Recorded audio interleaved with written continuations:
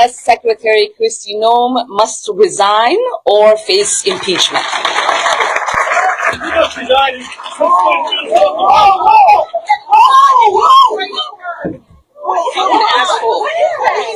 I don't know.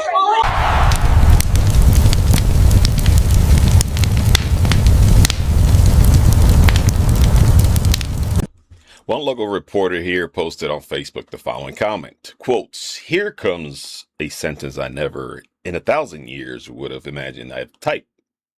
Good job, Rep. Ilhan Omar. Y'all seen the video? Chuck Wagon hits her in mid-sentence with some sort of spray. Her first impulse was not to run away, it was to move towards him. She was ready to take him on. Then she insisted on carrying on with the remarks she was there to deliver. Mad props, and I mean that seriously.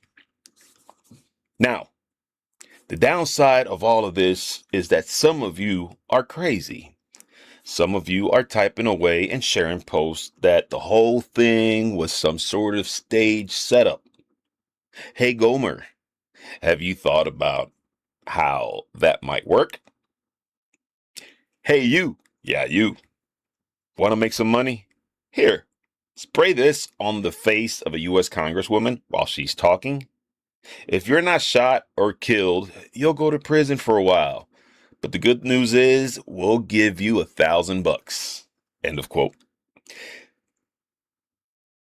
So he said pretty much people need to step away from the keyboard because you're being conspiracy theorists, blase, blase, whatever. So I took the bait, right? I responded by saying something along the lines of, well, my cop instinct tells me all this is fake.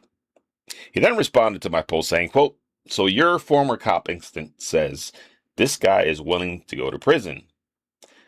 Does it tell you why? Does it say anything about her motive? Glad you said that. Enough quote on that one. Glad you said that. Well, my friendly neighborhood journalist, yes. That tells me she's looking to distract. Trying to sound like a badass and keep everyone distracted on the whole deportation, ICE, Kristi Noem, Donald Trump popularity or unpopularity at the moment in Minnesota. So who is the guy who was sitting in the front row, who had the camera focus on him momentarily before the incident occurred, and who jumped Omar and sprayed her with apple cider vinegar? While backing into the security guy behind him, some reporting that his name is Anthony Carmiska, whatever, from Minneapolis. Most of the information are from local reporting that uncovered this guy has a few tickets here and there, DUI from 15 years ago. When I saw them put the camera up before he sprayed Omar, he looked like some drunk to me. I don't know. Maybe the guy is a Republican. Maybe he's not. Maybe he's just an idiot. He probably is an idiot. They are reporting that he was arrested after the attack. Some neighbors found it weird that he said he was going to Omar's town hall, but that he might get arrested. So other unconfirmed reports, that you get from Facebook, Instagram, X, all have posts saying that this guy's actually a supporter of Omar and that he has a trans child. Again, those are unconfirmed, but worth follow up on.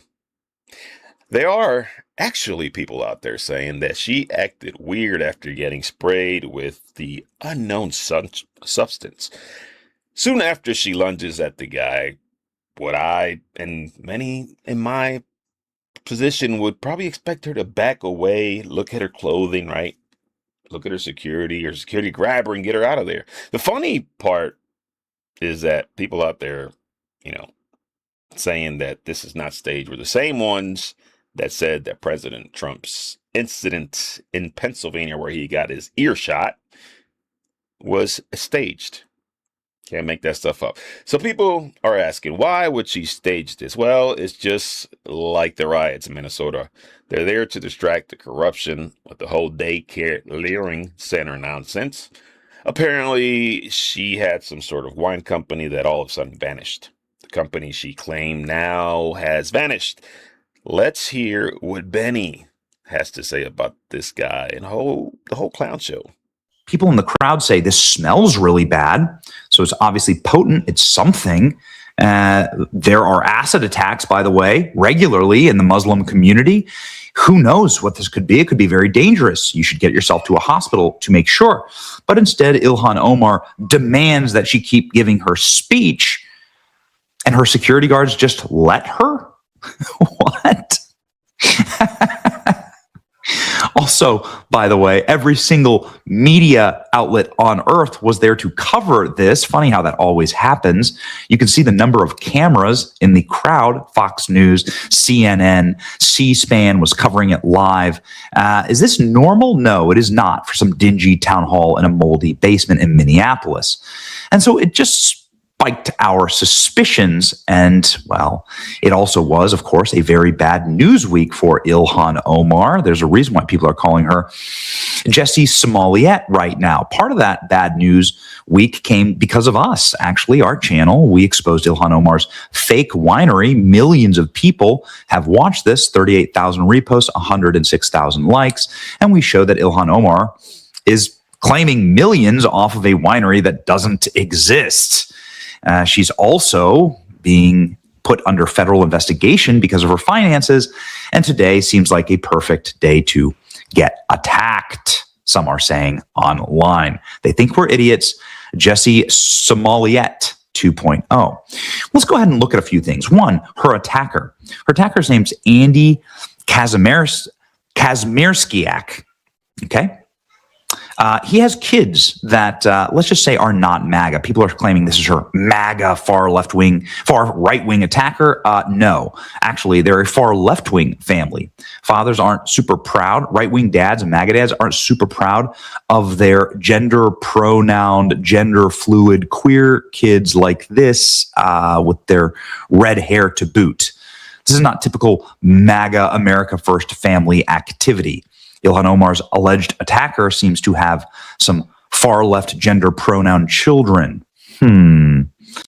Also, acid attacks are big in Muslim communities, and Omar is if in fact she's concerned, that probably should have been her first reaction, right? Her reaction should have been to make sure it wasn't acid that someone threw at her.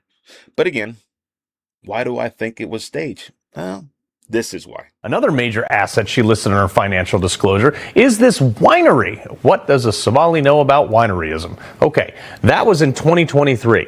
That was worth, according to Ilhan Omar's own financial disclosure form, between $15,000 and $50,000. But on her financial affidavit from a year later, that same winery was listed at a value of between $1 and $5 million. Just real quick. Why does a Muslim own an alcohol company? I thought that wasn't a thing in Islam.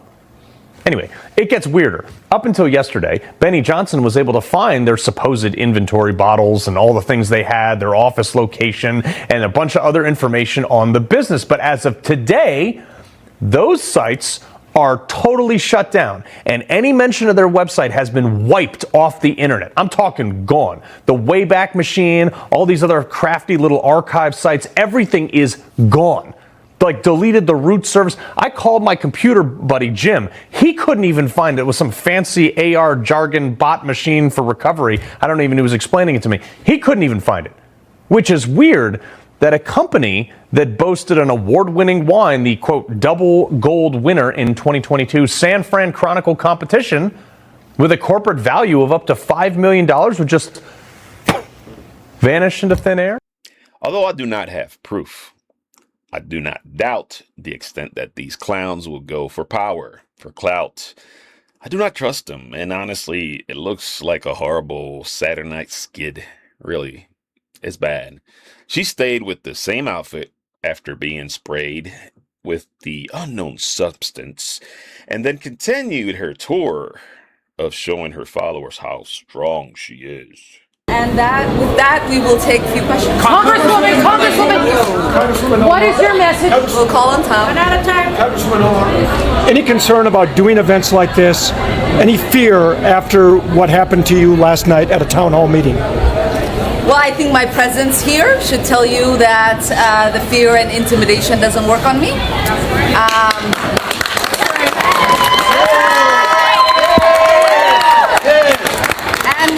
know, you and I have talked about this many a times. This, the president's rhetoric, the attacks from him since I've gotten into public office, from the right wing, has always been really to stop me from being in public service, to intimidate me, to make me want to quit. And now, my death threats are the highest of the members of Congress. And last night, the man that attacked me was specifically upset that Trump's order to deport Somalis was not yielding enough deportations of Somalis. So he wanted to come get the person he thought was protecting the Somalis. Well, we are protected by the Constitution. That's right. That's right. Yes. We are protected by the Constitution.